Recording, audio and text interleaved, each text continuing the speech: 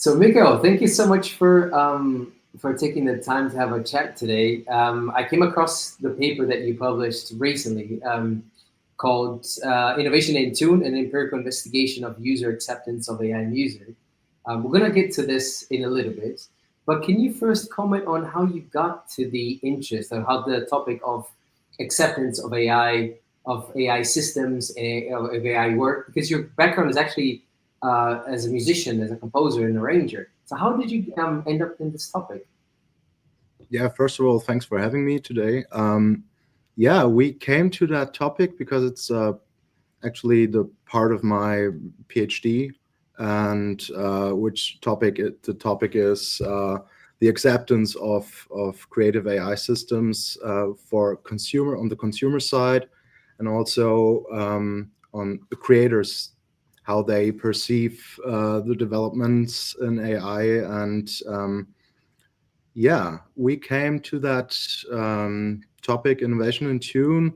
It deals with the acceptance of artificial intelligent generated music, and especially on the vocals, because we were thinking about actually there is no way how to distinguish artificial generated instrumental music. So the human part of that vocal was interesting for us, how to evaluate the perception of these AI generated vocals. And yeah, it is interesting to me as because alongside my work as a research associate in Stuttgart here at university, I also work as a composer and a pianist in Stuttgart. And it is always interesting to me because that's my day job. And afterwards, sometimes I go to the theater and we're rehearsing. Now, actually, we're rehearsing a new piece I'm composing the music for. And it's like a real qualitative observation study for me to talk to artists about the developments of AI, about the concerns, about actually it's really about the concerns. It's really seldom that we talk about the chances, especially if you talk to actors and voice actors, for example, also. And then it was interesting to me to evaluate just what kind of on what does it depend if you like AI generated music, just a basic model principle. And at our university, we have a research lab, it's called Acceptance Lab, which deals mainly with technology acceptance, like classical technologies or transportation technologies. So this is a whole research area which already exists since the 60s or 70s of the last century.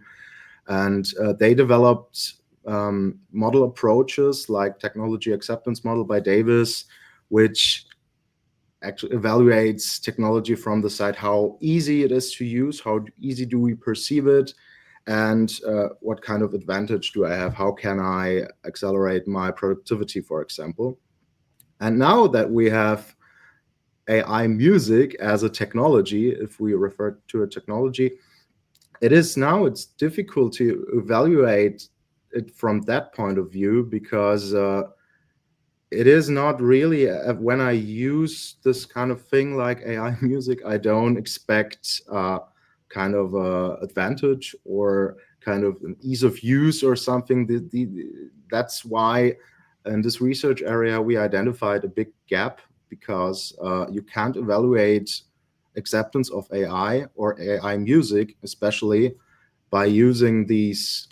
I wouldn't say old approaches, but approaches that from technology acceptance.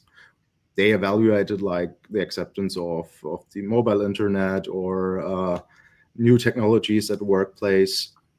And for us, it's interesting now to develop a model approach which describes actually acceptance from that point of view. And yeah, this is why we came across that topic. And for me, especially, also as I have that double role, kind of, it is important to me to understand the actual concerns of artists, because often you hear phrases from politics, for example, like or in general discussion, how AI is threatening us and our jobs, but we don't seem to have a databases for that question, or actually what especially are the concerns by the artists or by art industry.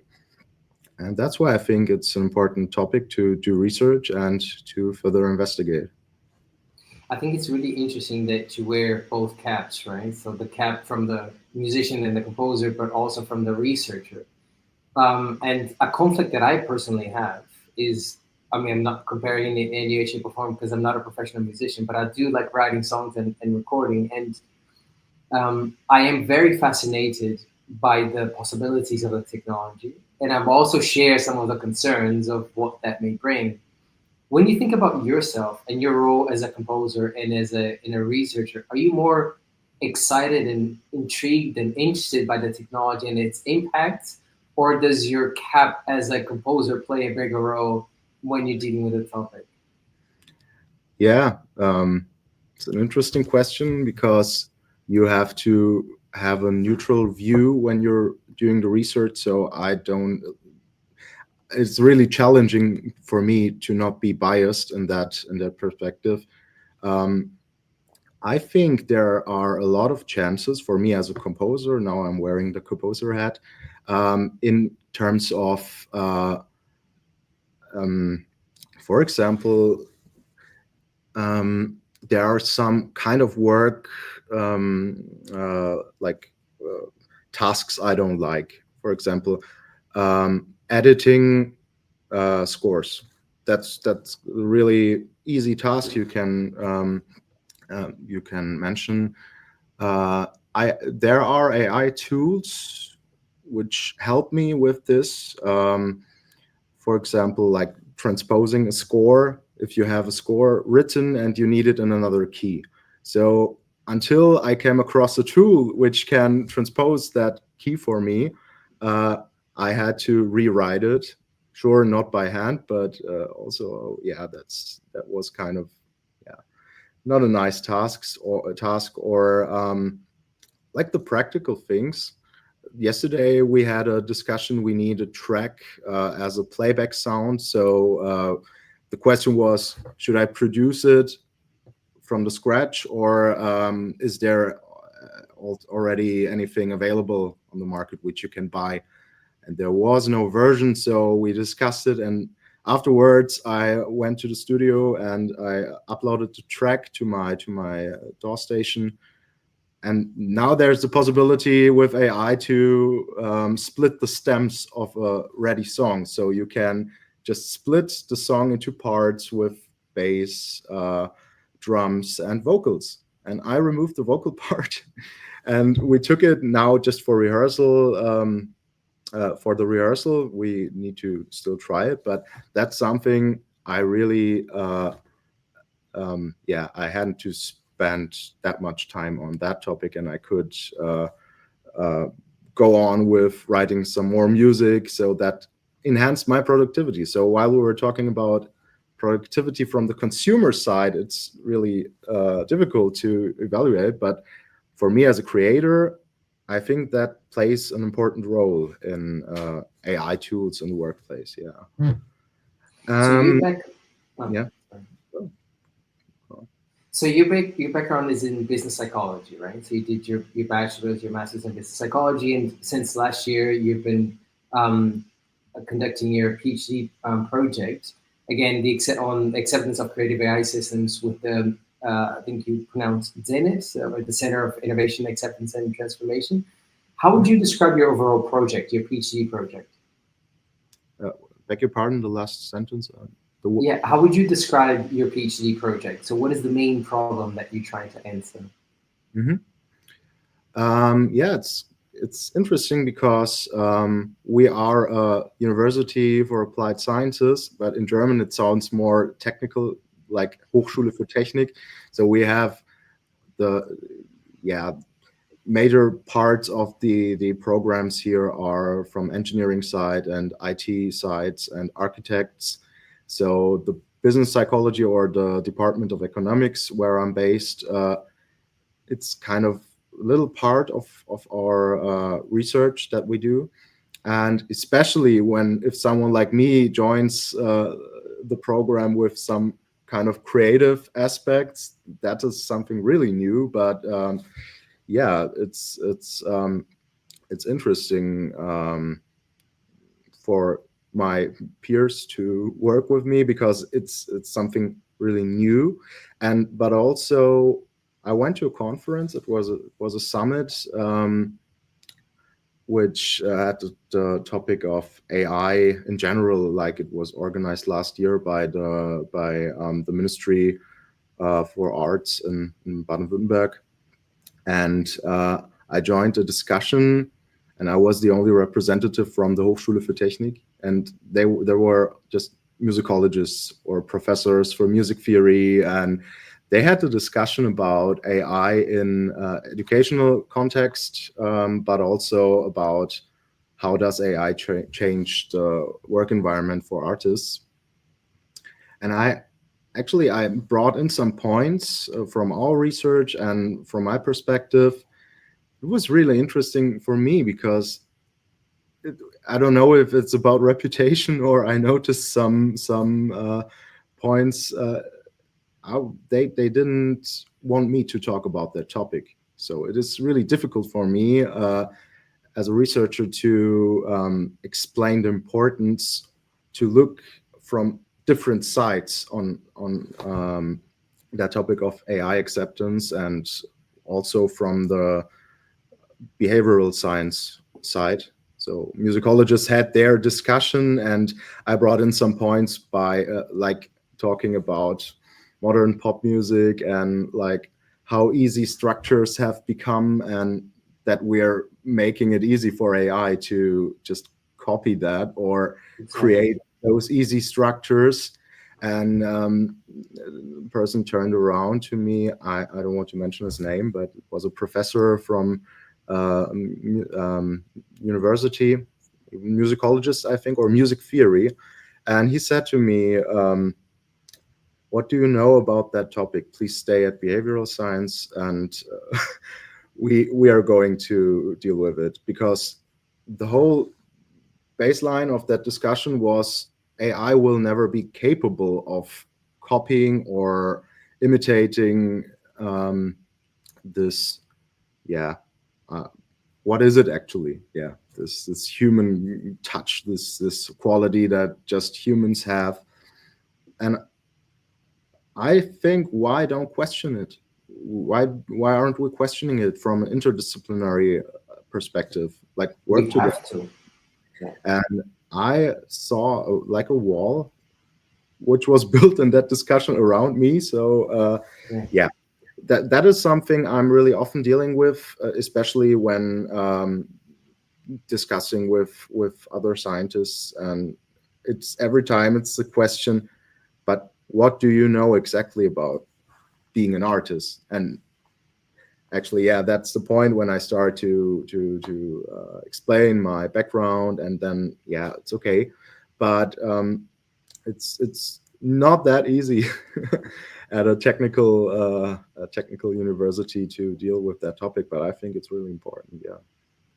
I completely understand what you mean. I remember I participated on a forum 2019, so that was way before this generative AI bubble burst, and it was organized by GEMA in Berlin, and it was pretty much for an audience of composers, and it was myself and Pierre Baheux. He's the CEO and founder of Ava.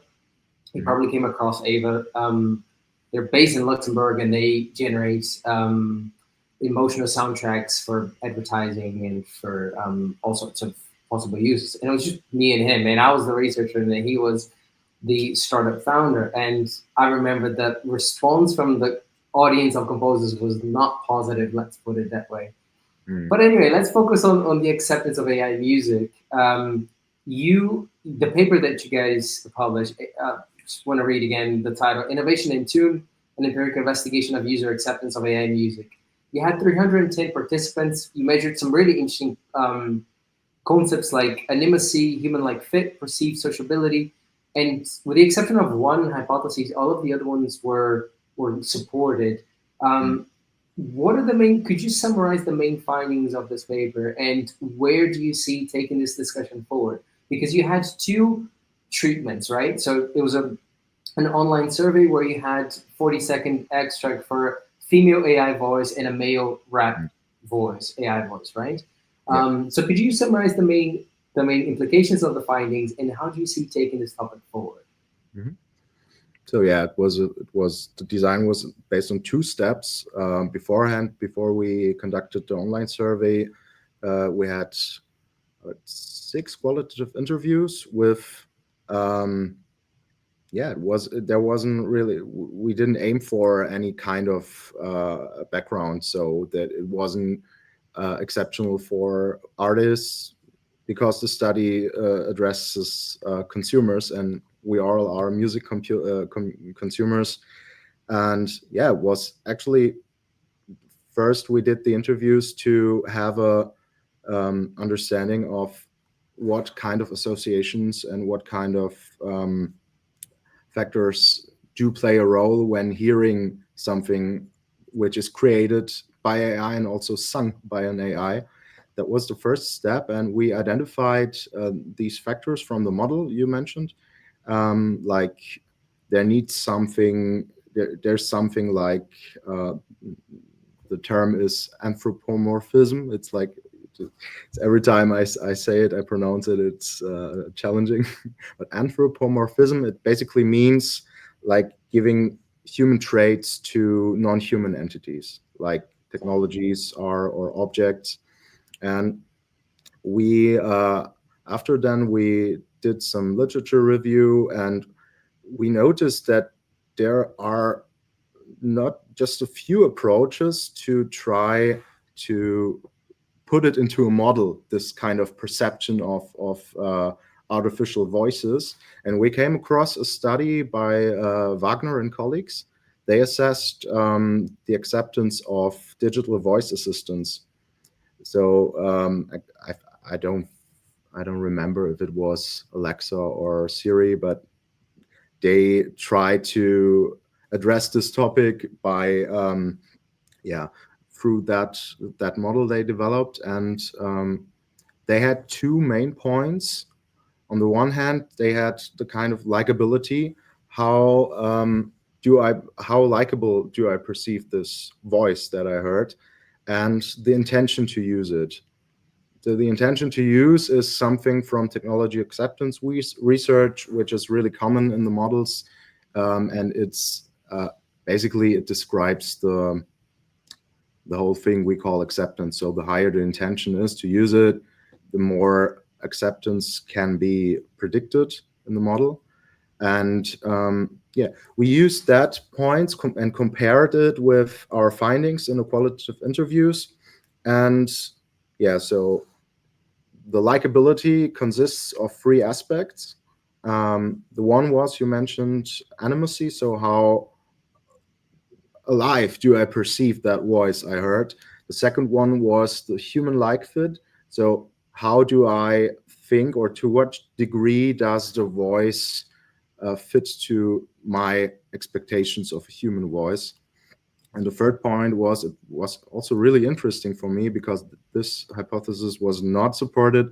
It was about the perceived sociability. So actually, to what degree can I imagine if an AI could be a digital artist, or do I imagine, could this AI make concerts in real life, and would I join them? And these 3 aspects define our one point. It's the likability. And on the left side, we evaluated in the interviews that there was a strong will to know more about AI. So it was really, they were really curious. And on the other hand, we had the intention to spread the word. So just by using these examples or hearing to AI music, there was a strong will to spread it with friends and family, and that these are the two factors that influenced our what we called intention to use.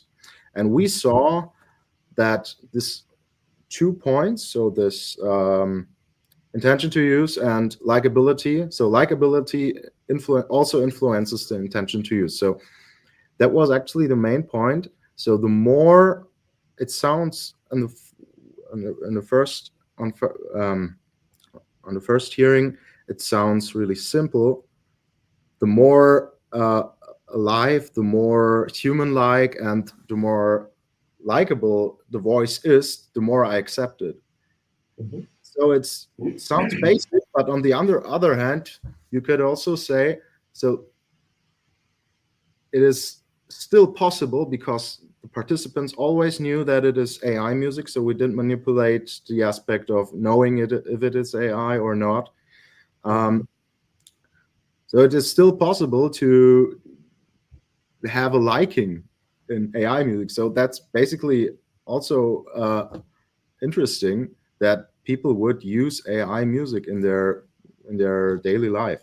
So that was kind of surprising. And yeah, also what kind of aspects accelerate these developments, like the curiosity, which is a basic AI topic, I think. So the curiosity is really high because we have every day some new tools, new developments on the market. I don't know, the giblification of ChatGPT the last weeks. I don't know, my LinkedIn feed is full of pictures by colleagues and friends. And I think, yeah, these aspects combined could be an explanation of how AI music is accepted and what factors could enhance that or accelerate that development. Yeah. One of the things that was beyond the scope of your paper, so obviously you didn't touch on it, was on value. But how do you reflect on the value of AI generated music? Because what's happening is the listener cannot ascertain the production process anymore, right? Which is for me a big shame. So if you, Mikael, if you're saying I've got this new score for this film and here it is, it becomes a matter of trust on the listener trusting that you did the process, or if you took several shortcuts, if not all possible shortcuts, by using different types of tools. So how do you see the value of it if the you listener cannot ascertain the process, and the process so often defines the value of what is generated? And also, for example, the matter of scale. You were mentioning now, right, that our feed on LinkedIn, that's for image, but the same analogy applies to music, doesn't it? The greater the scale, that famous axiom, the greater the scale, the lower the value. So how do you see the perception of the value of AI generated music? And Yeah, I think it depends. It's a really interesting question, which we will have as a society to deal with. On the one hand, to start with the positive aspect, I think it's a process of democratization for people who weren't able to create music as what we define create music. Let's not discuss about that point because we can really dig deep into that. But I think it's a positive aspect that people now can create their own music, the music they like, just by prompting it. If you take, for example, tools like Suno or Aiva or so on, I think this is a positive aspect, which leads to the negative aspect that, yeah, as for me as an artist who spent hours of learning how to in music theory and harmonies and to learn how to play an instrument. So I do play the piano, but yeah, now if it's possible for someone who didn't spend that much time just by prompting it, yeah, the value becomes, or it seems like the value is questionable. for AI music. On the other hand, yeah, what should we do? Should we use labels? Should we, like it is for pictures? I think it is now in social media, there has to be an AI generated tag for posts with AI content. I think, yeah, I don't know how It's to put it complex, isn't it? in a nutshell. Yeah, it's complex, but I think it's difficult for me because I don't know to which wear to hat now, that which hat to wear now as a researcher or as an artist. Because as an artist, I would say it is really, it has really less value than for sure human created art. But from the research perspective, I think if you take a short look back in time when synthesizers started and digital music creation started, so technology developments enabled that much possibilities to create new sounds and new ways of making a tune sound. So I think there's also a bit of a chance to use that developments. But yeah, in the future, it will become really difficult to distinguish between AI created and human created. When I talked to some colleagues, it was after a concert last week. A friend of mine, he's also a composer. He said to me he uses tools like Suno, for example, to have an inspiration for a melody. Just he does not take the tune out of the he does not download it and use it just um, without making some work on it. But I think that that is a legit point to use it as an inspiration, because besides, every composer has some inspirations from other composers, so why not use AI as an inspiration platform? Why not? The question for me is, does AI create something new, or is it just like a mixed bowl of everything, of data, and is the outcome just a mix of, I don't know, 1 million different sounds and different themes that yeah, are created? And yeah, it's from the ethical side, I think, because if you dig deep to that topic, in the end, it ends always on an ethical discussion. So that's what I made the experience in these discussions, and yeah, it will be really difficult for us to know how to deal with it. And I still don't know what could be a solution. We'll see. Yeah. At the moment, we definitely have way more questions than we have answers. That's for sure. Mm. Mika, unfortunately, we're coming to an end, and I have a few quick fire questions Okay. for you. The first one is what AI tools are you most excited about for its use in music? Um, so, which tools I use also, or which I'm excited just they're existing? The tricks are that they're existing. Maybe you're using, maybe you're still not using, but that somehow excites you. Um, I'm excited about the post-production tools. For example, if you take like Isotope Suite, the new suite has way more abilities to mix your track and to go deep to that equalizing game, and it really saves you time for the first draft. So it was often a problem for me if I delivered a demo track to director. I had long hours of mixing a track, and afterwards he didn't like it. So the difficulty was just if the mix wasn't good. So he was not convinced. Now you can deliver a quick demo. just by using that post-production tools. But also just, I think AI is in the new updates of Logic and other DAW stations. Yeah, that's a development I like. So what would be your message to creatives, artists, musicians that are concerned about the rise of AI in creative fields? Mm, yeah, I think it is just why I am doing my PhD on that topic. It's not just to, it's also to contribute to research to AI systems, and which is really interesting for me with my double role, but also to uh, spread the awareness that AI is already it is already possible for AI systems to do arts, and I think society needs to know. And I would address this to my artist colleagues to dig deeper into that and to know how these systems work.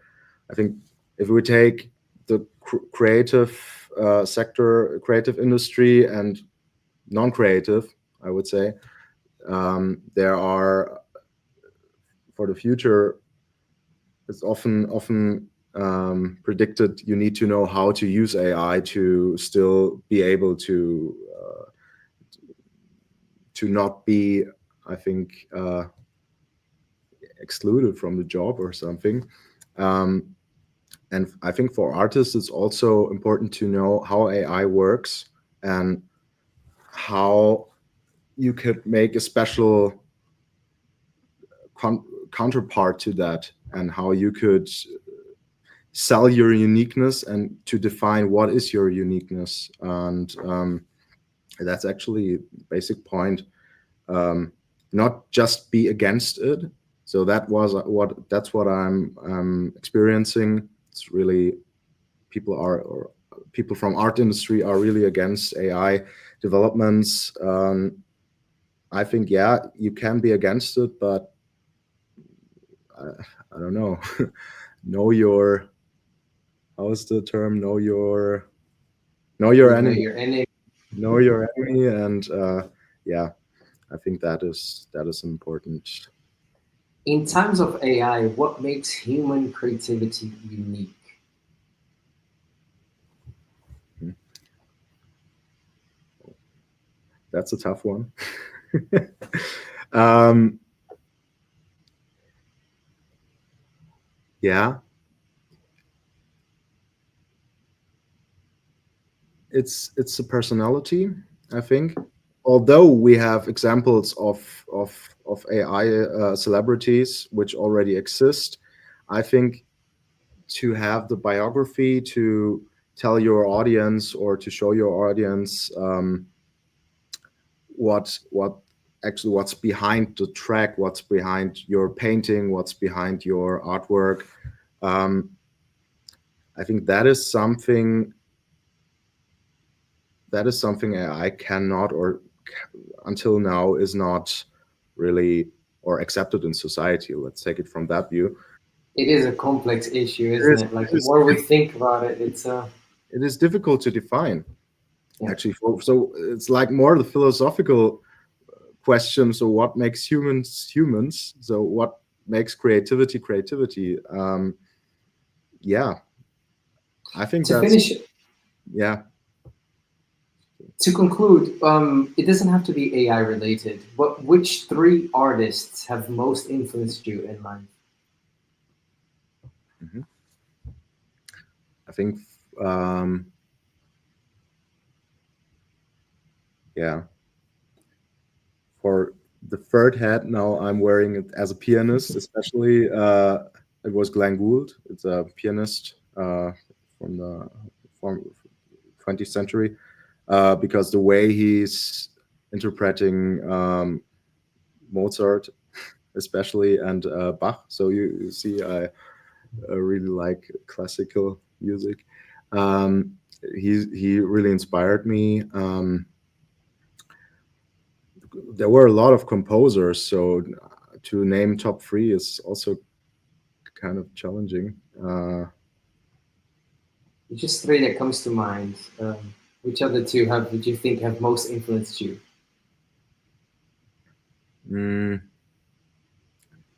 Yeah, I mentioned I would put it into the three genres, I think. So when I take it as a pianist, it was Glenn Gould. As a composer, I guess it is really difficult, but I would take Bach, because Bach was an inspiration also for other composers I could name at this place. And yeah, on the third place, I would take.